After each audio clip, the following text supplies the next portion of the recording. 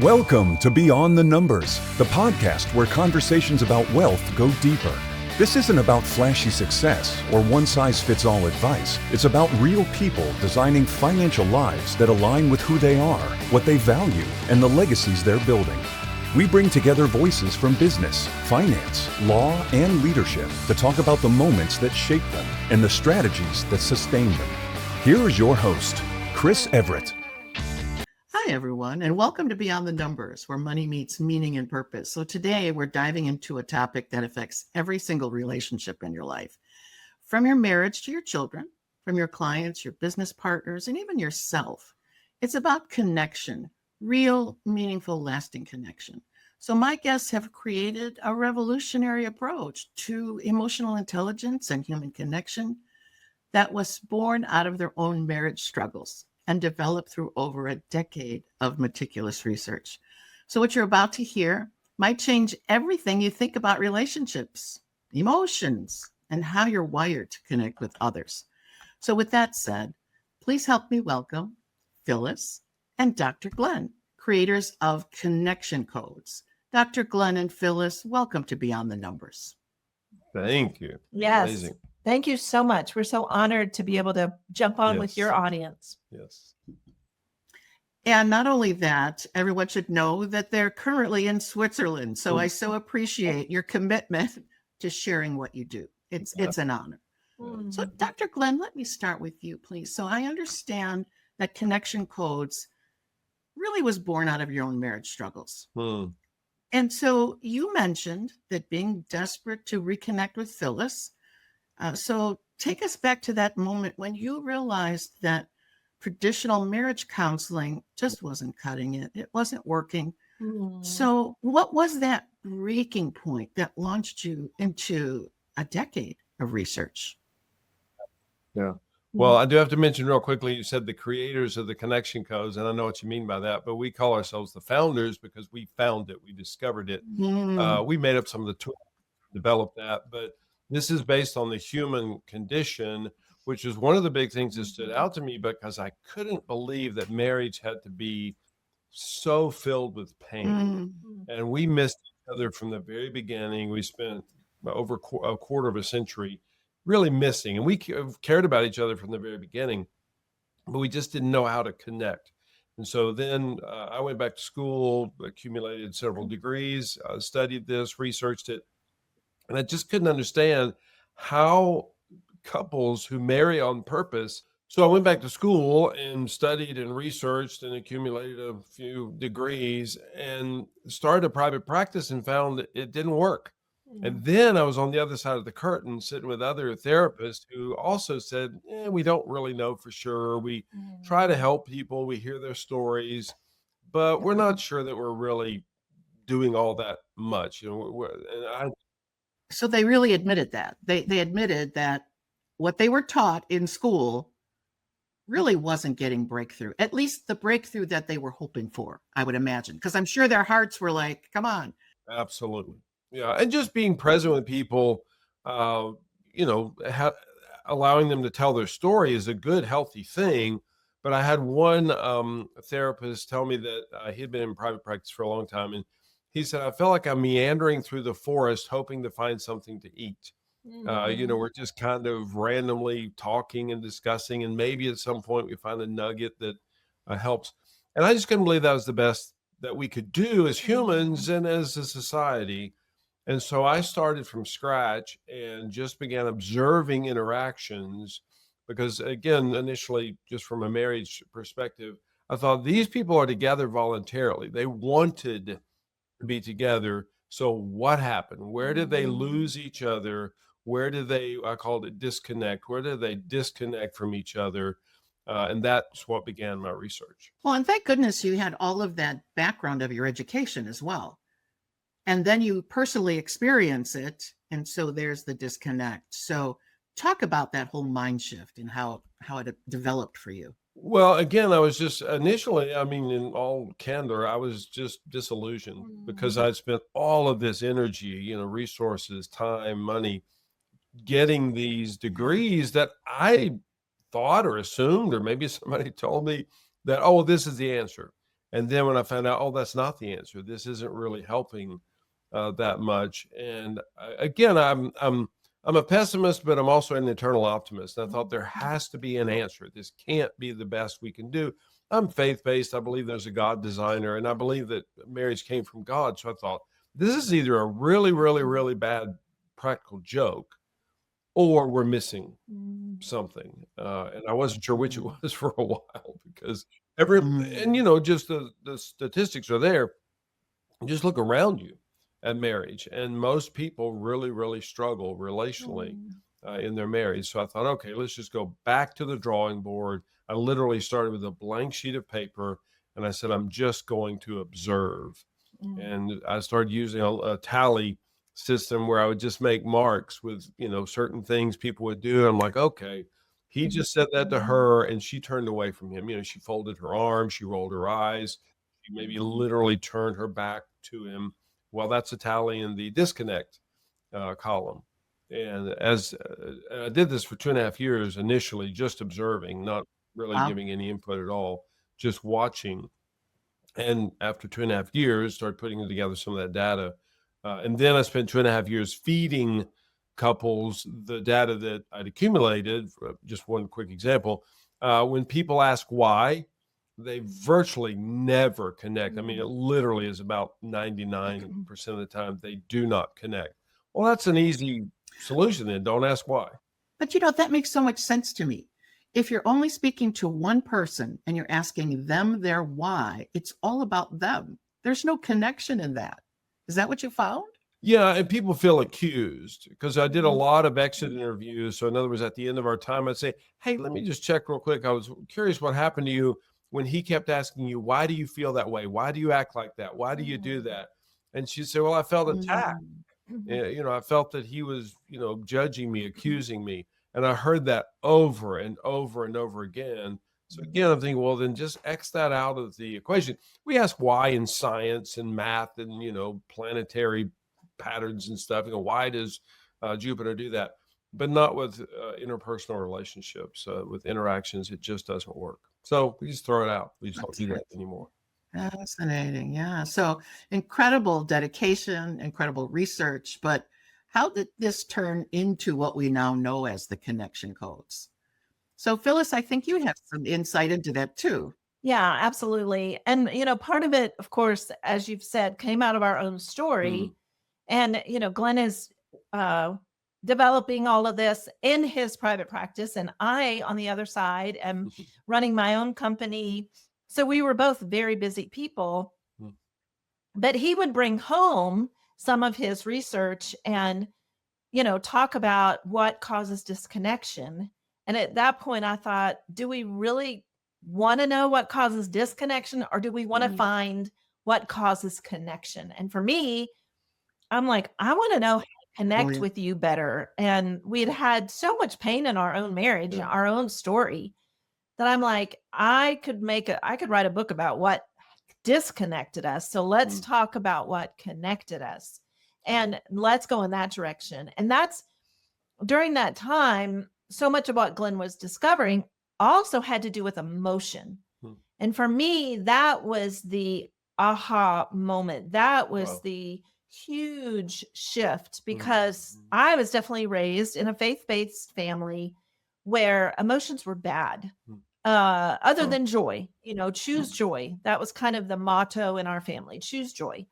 And I did not. I was really, my mind was blown when Glenn started talking about the brain and that we all have emotion, and that emotion happens to you.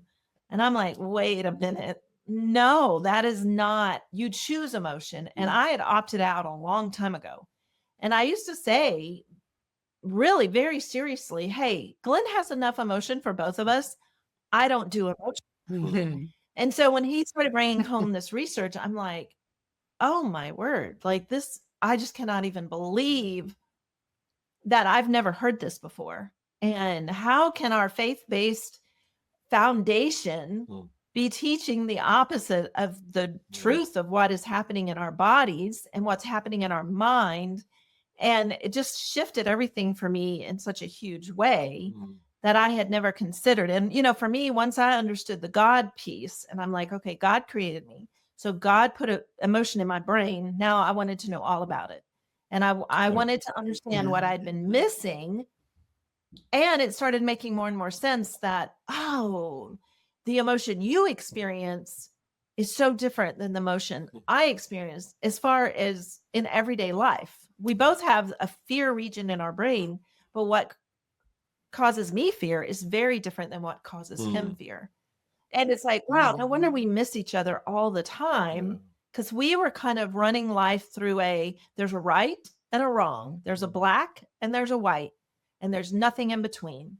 And it's like, wow, when you put the emotion piece in there, it changes everything, because then you go, oh, you just feel fear about that. And I don't. And so for us, it just took the judgment out. And then all of a sudden we could see each other for who we were and go, oh, man. So good. So I was thinking while you were speaking about that, in the Bible, it says the truth will set you free. So the truth about emotions or whatever. So Phyllis, your insight to have Dr. Glenn shift his focus from what wasn't working to what did work was extremely powerful. Thank you for sharing also how you were not the emotional component in the relationship. Dr. Glenn was, and that often happens, and that often leads to misunderstanding. So thank you for sharing that. Very, very excellent. So what I'm hearing from you, from both of you, certainly sounds God-given. So do you relate to that connection? I mean, I know you do relate to that connection. You talked earlier, Phyllis, about the foundation that you were taught was to always choose joy. I don't know that I totally agree with that, because I think that the truth sets us free. So I think that choosing joy mostly keeps you above the line versus choosing the negative. That's for sure. But because I think you brought up the God connection, talk to the audience so that they understand your spiritual foundation a little bit more, if you don't mind. No, not at all. I mean, I think that, when you grow up in faith, when you grow up in the word, you but a lot of it is based on really what you were taught as a child. And so my family of origin, my dad was a pastor. And so my whole life, that's all I've ever known, right, is the love for God, the love for Jesus, and in that, it was so much, yes, we taught grace, but we very much had to kind of be in the right, like we didn't want to say you had to do works, but yet, you kind of do. And so that I would say really developed there is a right and there is a wrong. And, even the whole idea of choosing joy, it was kind of like, be happy. God loves you, just be happy. And I very much, more to tried to live under that. But then I didn't even know how to connect to really any of the other emotions. And my joy was also oftentimes a forced, you better be happy. And take it off the shelf, put it on. And then in my quiet moments is where I would experience that heavy, sad. My dad died when I was only 25 years old. And that was the first big, big, big sorrow in my life. And it's kind of like you learn at such a young age that grief is huge. And it was very confusing, because it's like, be happy, he's in heaven. And I would be like trying to force that, okay, I'll be happy. And yet I missed my dad, and I was sad, and I cried a lot. And, and so it became confusing, as in, what do we do with grief? What do we do with sad? And I would say I just shelved it, because I was almost 50 years old. So 25 years later is when my mom then was diagnosed with cancer, and she was dying. And I got to that place again where I'm like, oh, I know what sad feels like. And Mm. I don't want to go there. It's horrible. The grief that I felt with my dad. And so I was just like, nope, I'm not going to do it. I'm not going to feel sad. Well, then my body started shutting down. Glenn is doing all this research and he's like, babe, you got to process this emotion. And I'm like, nope, I don't do emotion. You do emotion. I don't do emotion. Mm. And he was very gentle and very kind, Mm. but he was bringing home this research saying, actually, your brain fires sad and you're resisting your own body, your own emotion. And that's why you're breaking, you're not sleeping at night. That's why your body is beginning to shut down. Mm. And that was a huge, huge awakening for me. And once I started realizing the truth of emotion, it was such a freedom. Mm. Like it was a difficult journey for sure. I went on a journey that took quite a while because I didn't know how to feel. I didn't know how to feel these things. And it was interesting because Like I was learning Chinese, you know? Yes. Right? And I was a business owner. So I had all these employees and very successful business at the time. Mm. And I dealt with a lot of fear, but I didn't know it. Mm. And there were so many emotions that I just never felt or touched, but they were affecting my body. Oh. And then once I started actually tuning in and learning, oh, that's fear of rejection, fear of failure, fear of making the wrong decision. No wonder I'm so stressed out. Like I knew that word. I could have told you that every day. I am so stressed out. But stressed out is a result. It's a result of not knowing the emotion. It's a result of not finding it and processing it. So once I figured out, oh, this is fear. Wow. Then I was able to start naming it and going, oh, well, of course I have, and so I started seeing patterns in my life, phone calls to clients that I would put off till the end of the day, but I would worry about it all day long. Mhm. But I didn't want to do the phone call because I was so, paralyzed in my fear. I just didn't know it. And then once I was able to start saying it, I was able to go, wow, now I'm actually in a different place. And so I would make my calls in the morning before noon. And often the result was so much better than I could have ever imagined as far as where it took me in my business. Wow. I mean, what you just said is so packed with truth and breakthrough for so many people who will be listening. And thank you for being so authentic and honest with us to share really what was happening, because that will bring breakthrough. I am convinced. Thank you so much.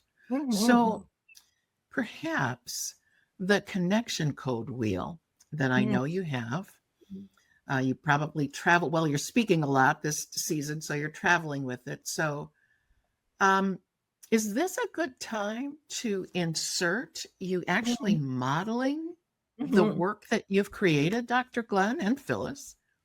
Can you share with us just what that looks like to use the connection codes? Well, this is a great place to talk about this, because when Glenn started teaching me about emotion, I had very little time to consume the information. She was a difficult kid. Yes. And I would True. say to him, babe, I've got 2 minutes. I've got 2 minutes. And so he, during that time, had to figure out a tool to help me. Now, this tool is changing people all over the world, but it's just started with me. Him bringing it home, going, okay, she's not going to read the research. She's not even going to listen to me for very long. So I've got to keep it short. And so I think I know much more now, 10 years later, about how the brain works and how the body works and the nervous system and the limbic system and all of that. But this was in the early days. And the reason we love this tool is because, just like for your audience, people go, okay, where do I start? But it's got to be simple and it's got to be quick. And we want to see results. We want to be able to see results quickly. Yeah. So that's how it started, with the core emotion wheel.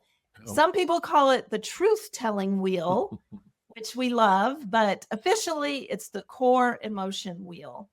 So tell us a Okay. little bit about that. Well, and I realized that people needed help to find their core, to find their inner, authentic, vulnerable self. And we have learned, and I certainly learned at an early age, to not be authentic, to Mhm. not be vulnerable. And I'm not mad at my parents about it. I think they were doing the best that they knew how.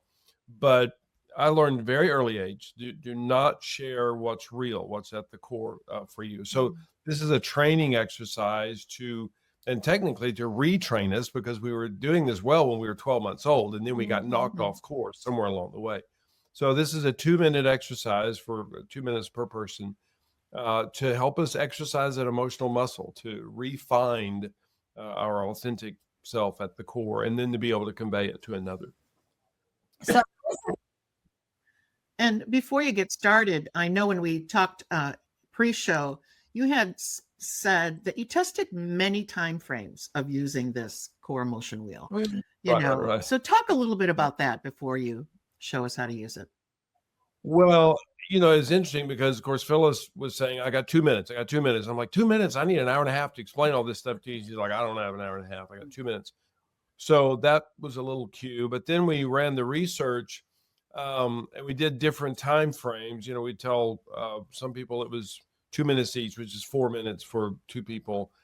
We did 4, 5, 6, 10, and 20. And what was interesting was the 5-minute group was the loser. Well, actually, they were next to last place. The 20-minute group was the worst. But when you said 5 minutes, people thought you meant half an hour. You say, oh, it only takes 5 minutes. They're like, yeah, right. But the 4-minute group was the runaway winner because they felt like they could do that. I can sit down. He has 2 minutes. I have 2 minutes. 2 + 2 is 4. We can do that. If we told him 20 minutes, forget it, because that's going to be a heavy, just complicated. It's too much. Whereas if it's 2 minutes, okay, I can share. I can do that for 2 minutes, and I can hear another person for 2 minutes. So there we go. We can do that. And so that was the very, very clear winner, that we're just going to touch this emotional muscle, because when you go to the gym, you don't want to do a 3-hour workout when you're first starting. That's too much. I mean, you won't be able to walk the next day. You'll just be, and you probably won't ever go back to the gym again because that was too much. It was too intense, too heavy. So whereas if you did a 2-minute thing, because our goal is to get people to do this every day, so they start exercising their emotional muscle that has atrophied so horribly over. That's a great comparison. Thank you for that. So show them the wheel. Can we show Please the show wheel? the wheel. Okay, so yeah, and I guess I should mention that this is just based on the neural regions of the brain that are associated with emotion. There's 5 regions, and from that we get the 8 core emotions. And so this is just based on what's firing in the brain. This is some theory or some idea. It's just literally brain chemistry, brain science. And this is true for every human on the planet. Just as every human breathes oxygen, there's no variations to that. We all breathe oxygen. These same emotions exist.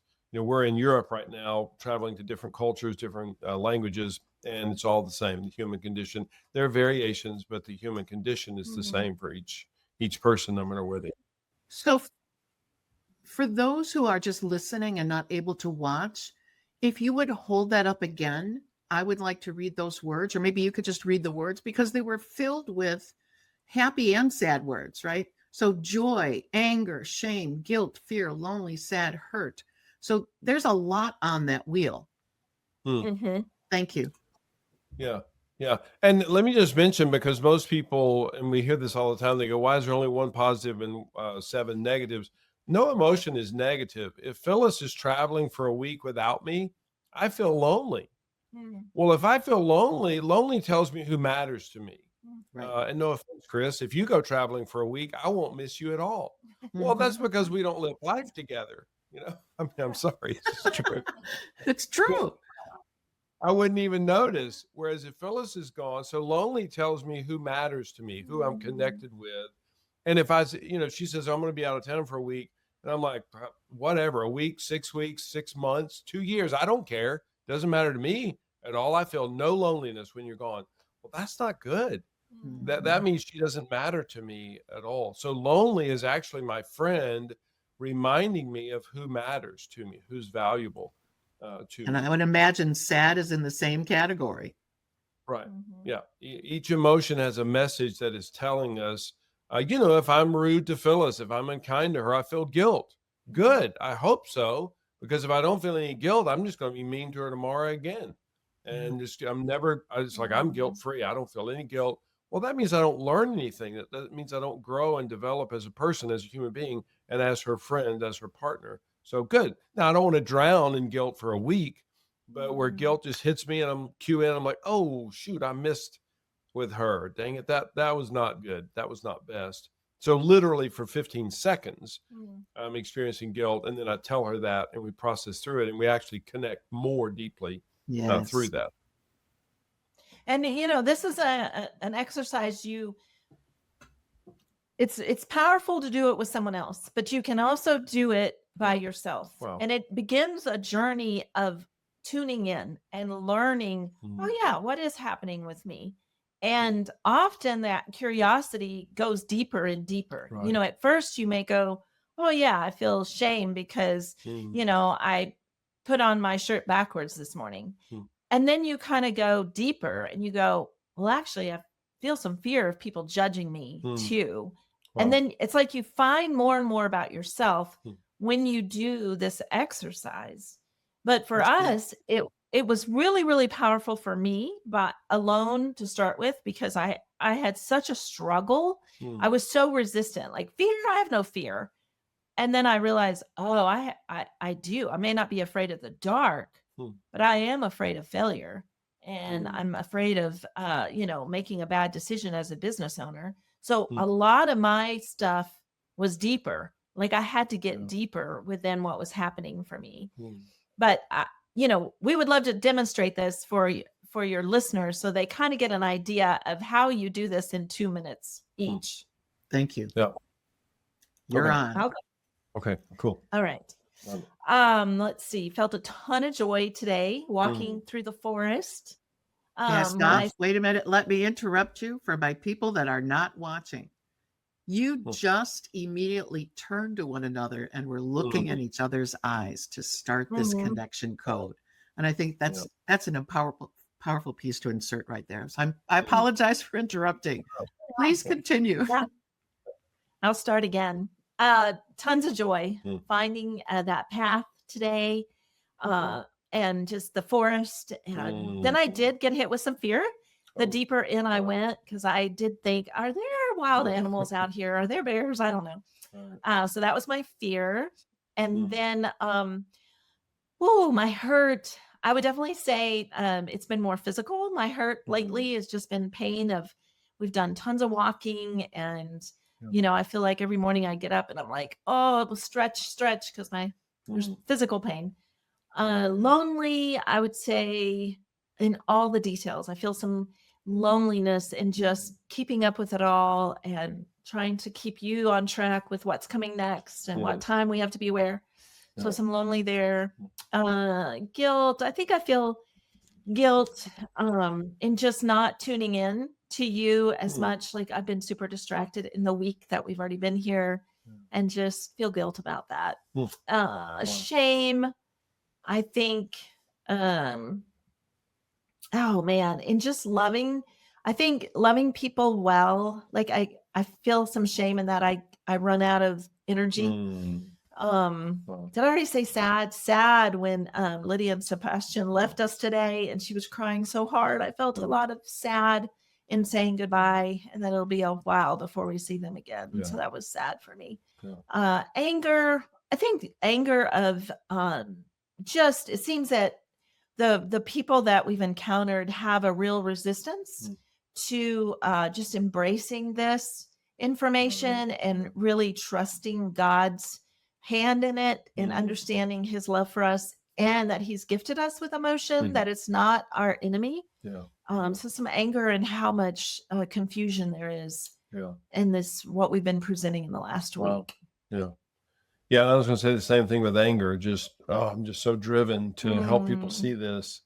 And people are so lost inside themselves and so alone and don't think that they're allowed to experience it, much less share it. And I just hate that because we're centuries into that miseducation, unfortunately. I do feel hurt at times when you're I love it that you're super task focused because you're just amazing at coordinating things, but then I get put on the task list sometimes, and there's some pain, and that so much sadness with Lydia and Sebastian today. Them, we just adore them, and they've become so dear to us, and it was so overwhelming for both of them and for us too. That separating, there was just so much joy just being with them. It's really cool. So lonely, just in this responsibility, and it's a big message and a big thing, and it's helping people all over the world, but we want to reach everybody, and that's a pretty big undertaking.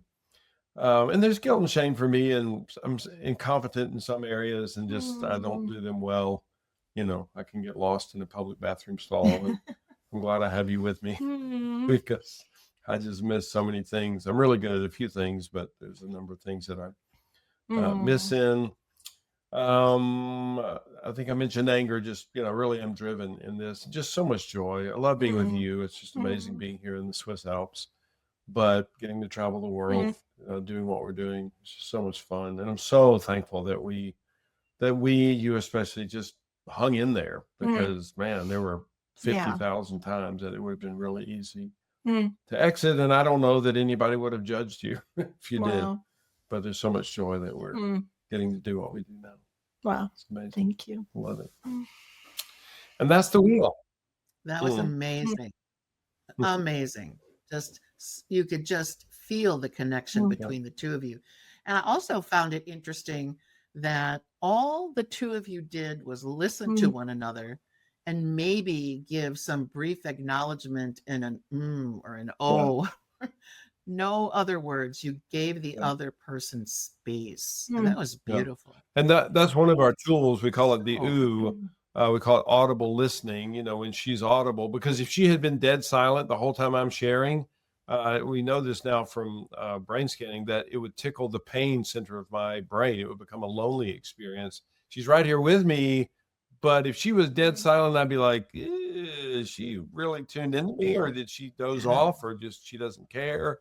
I wouldn't know what was happening. And so we ooh each other really well. And the ooh is just a label. There's lots of versions of the ooh, but it's just audible. Makes a lot of difference. But as I'm watching and listening, this is a tool, not just for marriage. This is a universal people tool, isn't it? So talk about it from that perspective. How many other places you see it being used? Well, I did want to mention, just for your audience, that I'm the educated one. Phyllis is the smart one. So I do all this reading and research and et cetera, but Phyllis actually figures out what matters. And initially, because my training is as a marriage therapist, I was like, oh, this is about marriage. And then Phyllis eventually realized, oh, no, this is about human. This is every human, every relationship, every interaction. This is what people need. And it's not just marriage, it's families, it's children, it's business, it's churches. We all need this. And initially I was actually resistant. I was like, what? No. This is about marriage. And she's like, just check it out. And as usual, she was quite correct. As you say, Chris, that this is just the human condition, the human experience. We all need this. Well, and Phyllis, I'm also glad you brought in that it's a self-clarifying tool. Right? You can use it on yourself as you're just going through life. It's powerful. I think it's hard to share with someone else if you can't even figure it out for yourself. Right. So in a lot of ways, you kind of got to go, wait, I got to to be able to share my anger, I got to find my anger or my sad or my hurt. And we encourage, when you do this, we encourage you not to skip any of them. Don't skip them, because there may be ones that are more challenging. So we always say, go to the last time you felt lonely. Go to a big time you felt fear. If you can't figure out in the moment, like today, what you felt. And it's a muscle. It's like you're going, oh, I'm going to activate that part of my brain. I'm going to tune back in.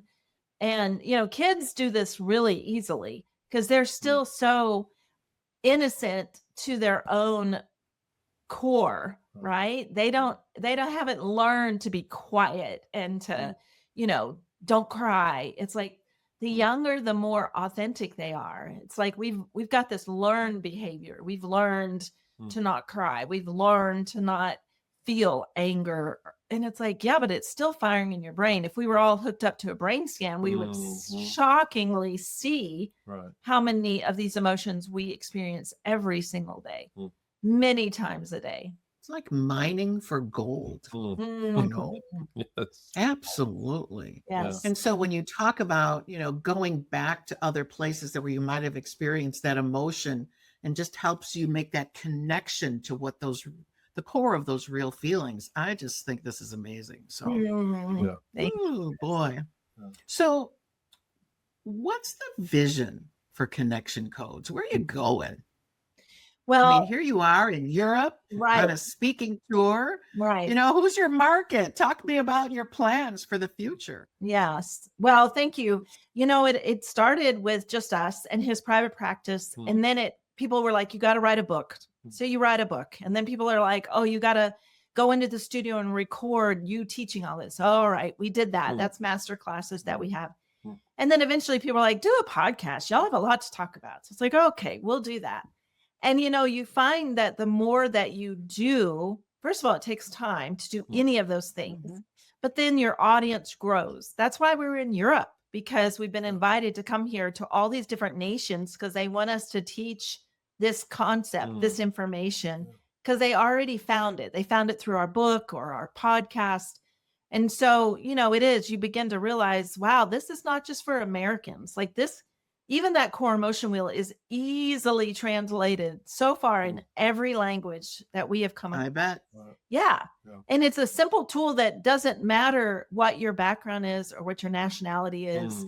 We just finished this couple of days ago in Germany. And so of course we had a translator and it works so beautifully. Now their stories may be different, their heritage may be different, but it's the human part. So, you know, we want to continue to just get this information out. And we are also amazed. We were in Mexico City just a month ago, and it was all for businesses.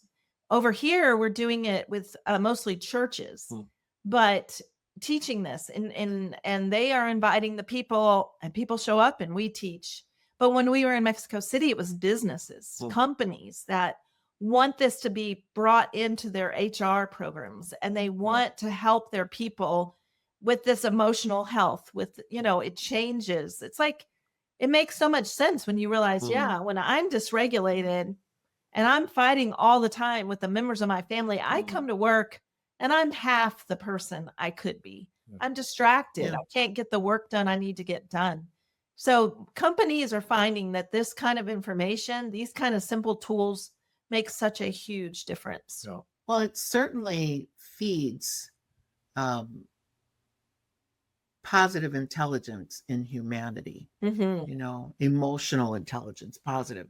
But are there, and I know we haven't vetted this question, but it's coming up for me, you know, it seems as if you want to make things work, if you tend toward, you know, getting along and wanting to see peace, that you would gravitate to this easily. What about folks that in their core are like, maybe even, you know, leaning toward, you know, evil or whatever. I mean, what happened? Have you done any research in that area? Yes, something causes that. And this is my field. I study it all the time. And unfortunately, in our culture, at least in the US, the whatever we want to call it, the psychological disorder, you know, someone says, oh, he's a narcissist. And then that's the end of the conversation. That should actually be the beginning of the conversation, because what results in him struggling with narcissism? First of all, we're all born narcissists. Every baby on the planet is a narcissist. But as adults, when someone deals with a high level of narcissism, I want to find out what's happening for them. This doesn't make sense because they do not want to live that way. They're not living that way on purpose. Something funky is happening that they don't know how to process that's resulting in that. So we just we call it following the energy. We keep following the energy to find out what happened, and get underneath that. And then we can solve the problem. We typically just treat symptoms, whether it's with medication or therapy or whatever. We don't really get underneath to find out what's at the core for the person. And this helps them define themselves. to find out what happens for them. That's good. No, that makes a lot of sense. Mm. So this can be for anyone. I just love this. So, Dr. Glenn, the work that you have done to bring this forward and the persistence that you had to have to make Phyllis listen to you for breakthrough can change the world. Thanks for not giving up. I just bless you in that, especially when you went to the traditional tools of therapy and it just wasn't working. Yeah. It would be interesting to see how many therapists have engaged in this and have seen some breakthrough. I would imagine you've had some of those conversations as well. Yeah, Well, a lot. And yeah. I forgot to mention that earlier, that we now actually have a school of connection because we've had so many people ask us, will you teach us how to teach this? Will you teach us how to use this in our therapy, in our private practices? Will you help us bring this into our school system? So eventually we realized, okay, there's only so many hours in the day and there's so much of us that we can do. Yeah. And so the school, kind of launching the School of Connection made the most sense. So people come in and they can say, hey, we want to become a certified coach under you. Or they may say, we just want to be ambassadors and teach this wherever we are. And then some people say, we just want to dive deeper for us into this information. And so that has been our latest project, is the School of Connection, for this very reason, because yes, there are professionals who go, all right, we got to have this and we got to be doing this in our therapy of whatever kind it is. And, they're seeing it make such a difference. Yeah. And it's not, oh, mine is better than yours. It's no, listen, look at this. Yeah. It's beautiful. It matches up. It joins up so well with all kinds of modalities that are already being used. Yeah. Well, for anyone listening today, I really want to encourage you to check out Connection Codes. And the website is connectioncodes.co. It's not .com, co. Yes. Explore the core motion wheel and start your own journey, toward deeper, more meaningful connections, not only with others, but with yourself. Because here's what I believe, money, which is the area that I work in, it's simply a tool. Wealth is it's a resource, but the connection piece that you have with those tools or resources, that's where life really happens. That's where meaning lives. That's where your purpose is found. And so, do this soon. So thank you for joining me today for Beyond the Numbers, where money meets meaning and purpose. Thank you so much for today. And I know that you will be blessing others as you travel and go through the rest of Europe, spreading this really amazing good news. Thank you so much for today, Phyllis and Dr. Glenn. God bless you. Thank you, Chris. Oh, thank you. Me too. Beyond the Numbers podcast requires more than a conversation. It takes action, research, and collective wisdom. If today's episode resonated with you, we'd love to hear your insights. Join the conversation and help us shape the future together. We'll be back with more stories, strategies, and real-world solutions that are making a difference for everyone. In the meantime, be sure to subscribe, rate, write a review, and share it with someone you think would benefit from it too. Thanks for listening, and we'll see you on the next episode.